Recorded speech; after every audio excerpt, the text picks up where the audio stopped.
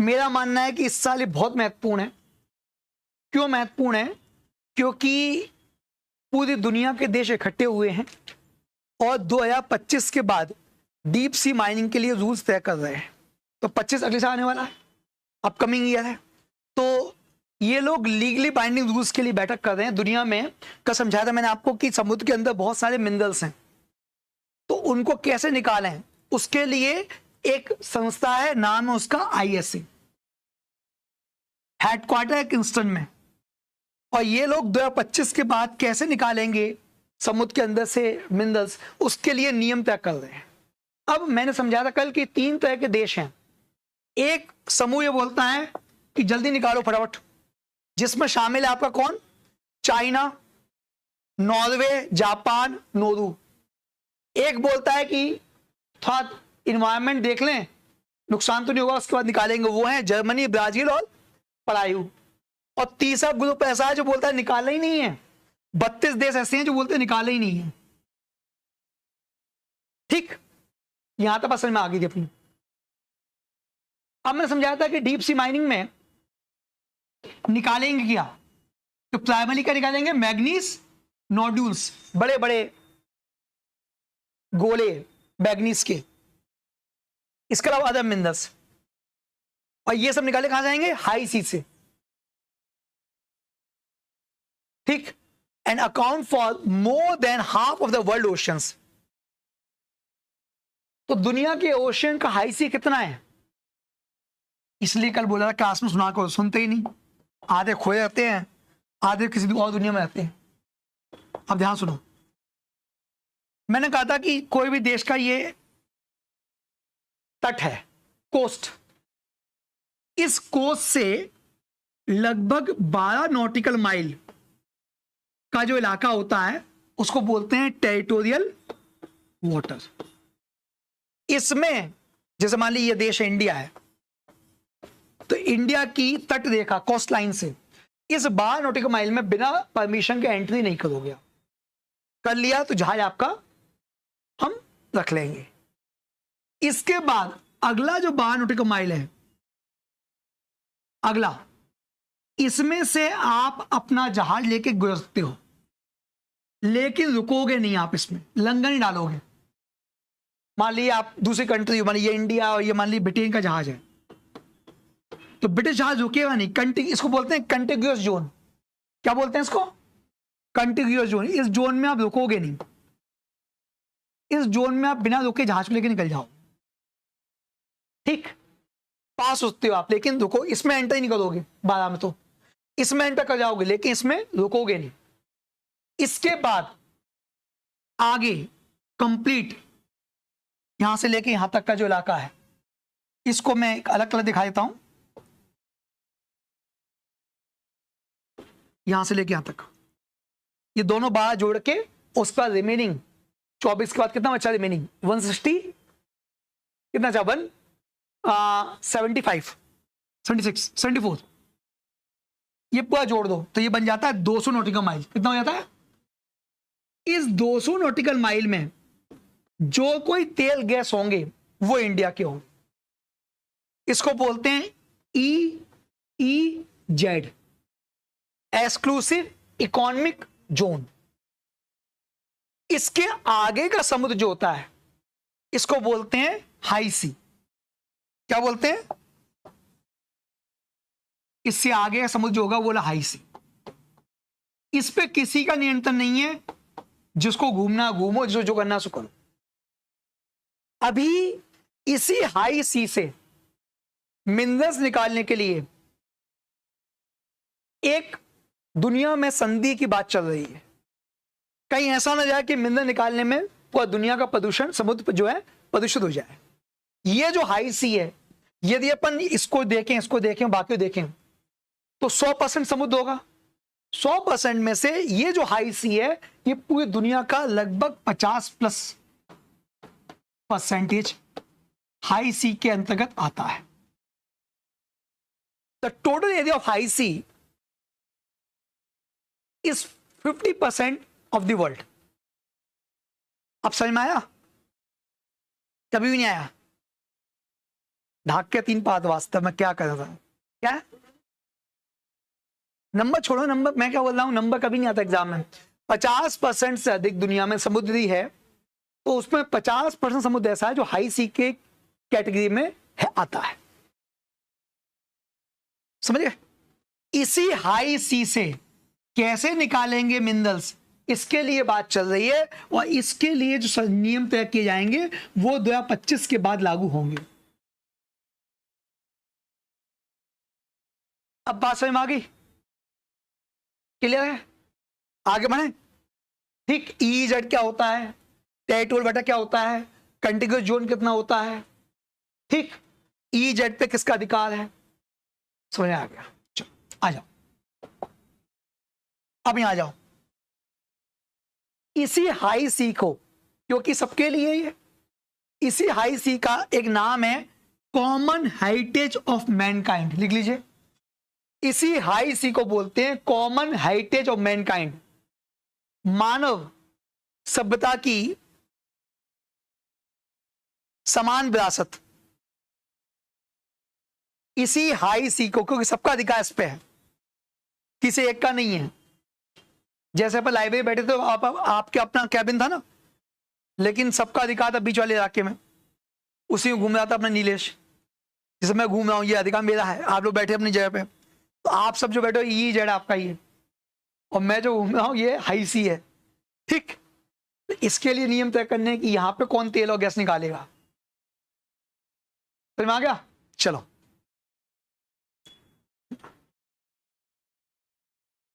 Clear.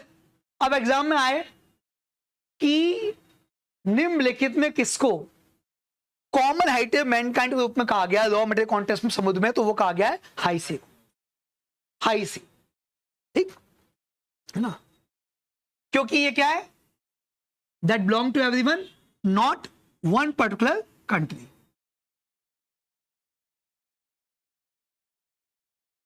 अब इस इलाके में जो भी खनन होगा उसकी पूरी देखभाल, मैनेजिंग, मॉनिटरिंग, ये सब काम किसका है, आईएसए का,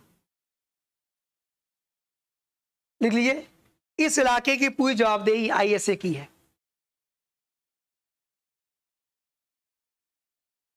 और आईएसए ये काम UN convention on the law of sea के तहत करता है। आईएसए ये काम UN convention on the law of the sea के अकॉर्डिंग ये काम करता है।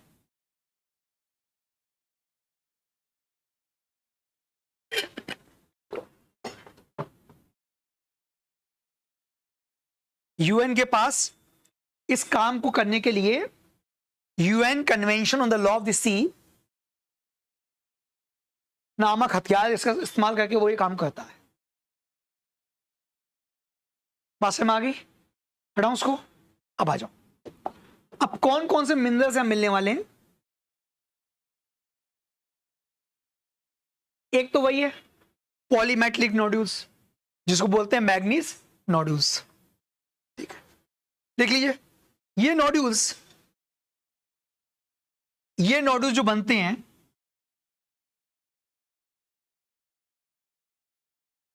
ये नोड्यूल्स जो बनते हैं, गठाने जो बनती हैं मैग्नीज की, मैग्नीज नोड्यूल्स जो बनते हैं, ये million of years from sediment deposits का परिणाम होते हैं।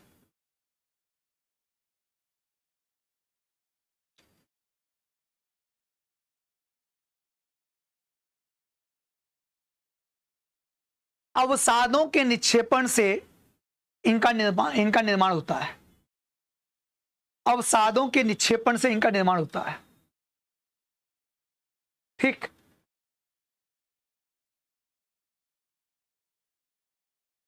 आमतौर पे इनमें 4 मिनरल्स पाए जाते हैं। पहला है मैग्नीज, दूसरा है कोबाल्ट, तीसरा है कॉपर, चौथा है निकिल। 4 इनके अंदर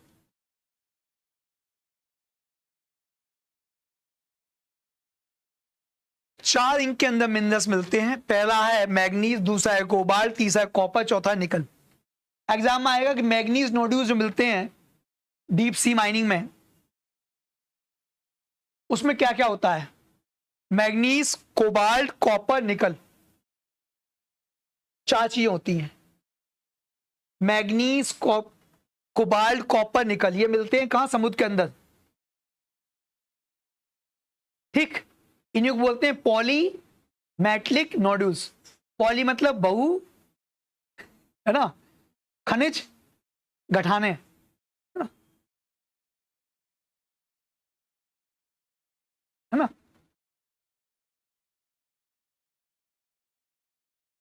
ये सारी चीजें इस्तेमाल होती है इलेक्ट्रिक कार बैटरी में।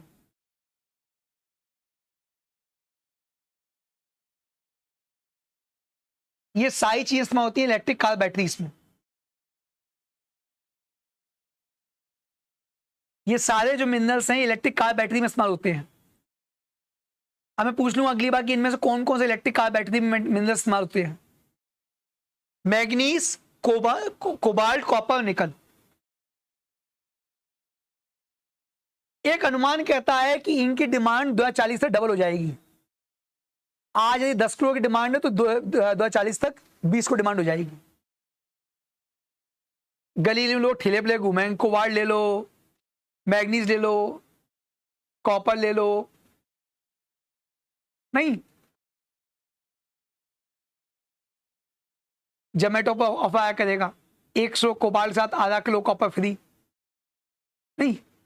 गर्मा गर्म मैग्नीज लीजिए। क्या करोगे मैग्नीज लेके? क्यों, क्या करोगे? पिज्जा की तरह खाओगे? नहीं। चलिए आगे आइए। अब देखो सबसे इंपोर्टेंट जो पॉइंट था जो बताना चाहता मैं आपको, कि दुनिया में ये सारी चीजें जो मिलती है कहां पे? इधर देख लिया, ये सारी मिलती है ओशन फ्लोर पे, जब समुद्र के अंदर मैदान पे। अब दुनिया में सबसे महत्वपूर्ण मैदान ये है, इसको बोलते हैं, ये पड़ता है, कहां चला गया? अरे यार, यहां पे पड़ता है आपका हवाई और यहां पड़ता है मैक्सिको। इन दोनों के बीच में एक जोन है, इसको बोलते हैं क्लैरियन क्लैप्टन जोन। कहते हैं कि मैग्नीज के नोड्यूल सबसे ज्यादा इसी में मिलते हैं। ये कहीं मिलेगा नहीं आपको एटलस में, ये मैंने निकाल के दे दिया है तो लिख लीजिए। ये जोन है ओशन फ्लोर पे, समुद्र के अंदर। सबसे ज्यादा यहीं पे manganese nodules, vast amount of manganese nodules ये मौजूद है।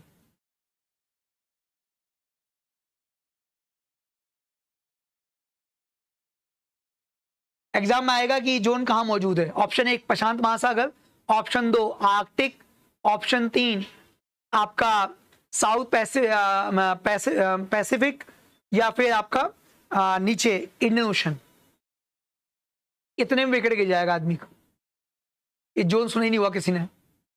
सबसे ज्यादा यहीं पे मैग्नीज नोड्यूल्स मौजूद हैं। ये हवाई और मैक्सिको बीच में मौजूद है। हवाई, आपको पता होगा कि हवाई जो है अमेरिका का टापू है, ये हवाई,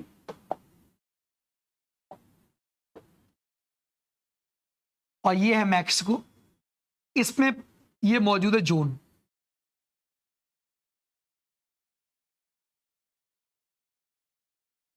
ठीक, और ये पूरा इलाका है पैसिफिक ओशन के अंदर।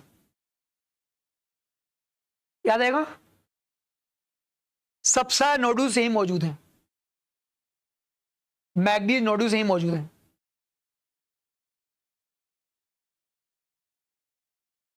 आगे बढ़े।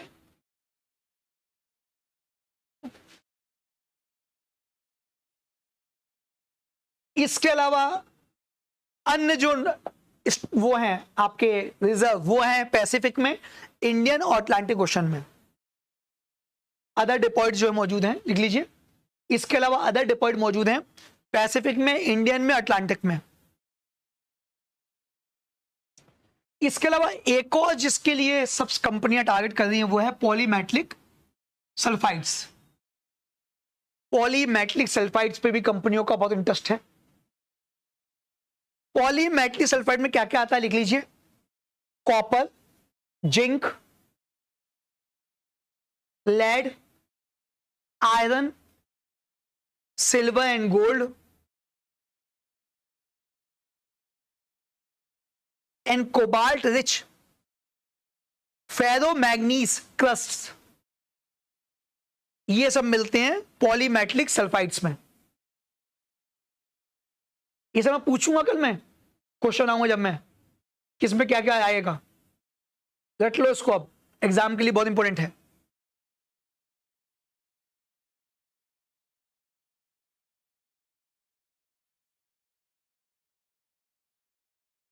ये बहुत मजबूत होता है, इसको तोड़ना बहुत मुश्किल होता है, हार्ड टू ब्रेकअप।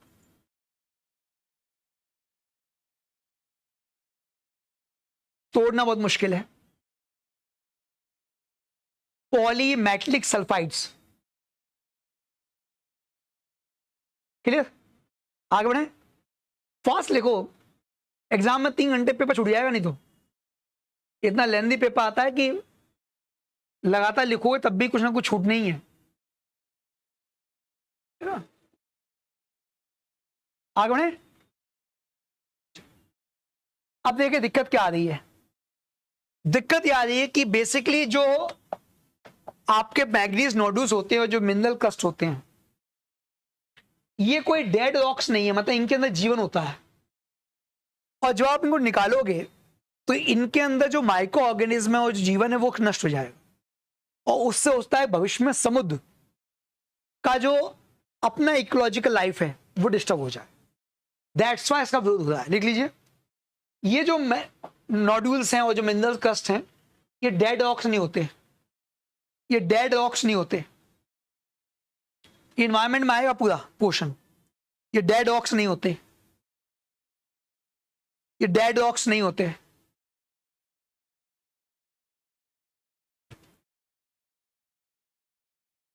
इनमें कई इंपोर्टेंट हैबिटेट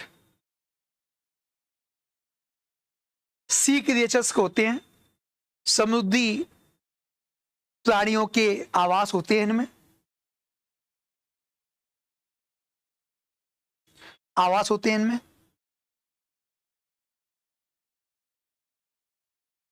दूसरा, 4 या 5 मीटर की गहराई यदि अपन जाएंगे समुद्र में, तो वहां ना तो धूप होगी, ना वहां पे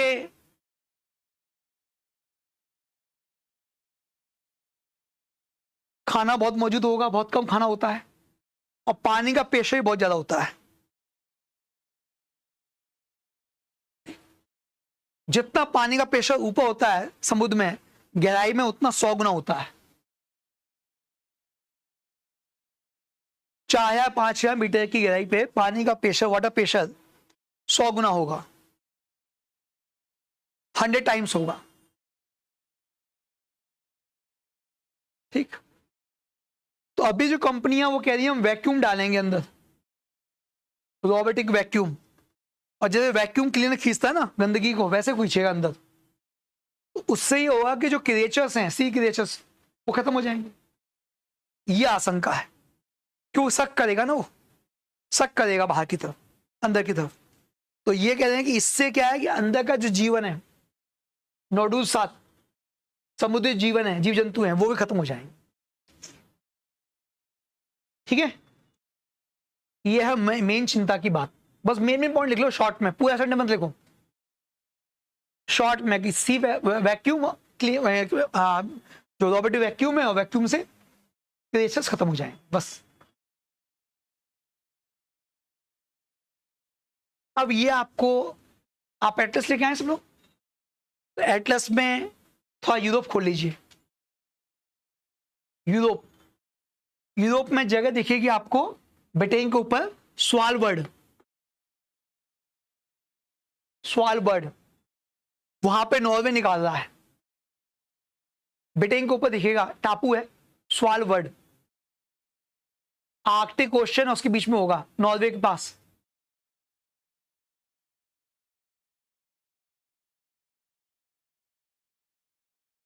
मिला?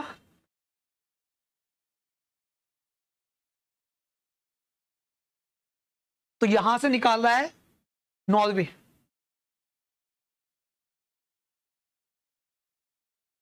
North Atlantic between Greenland and the Svalbard. Greenland देखा, अलग से देखा हुआ ग्रीनलैंड,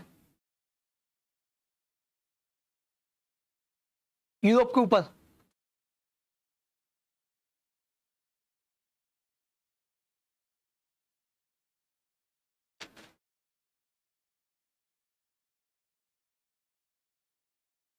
ठीक है, मिल गया ना, वहां से पूरा निकाला को नॉर्वे। अब आप एटलस लेके आए, मैं दिखाऊंगी। एटलस लेके नहीं आते, दिखा भी दूं।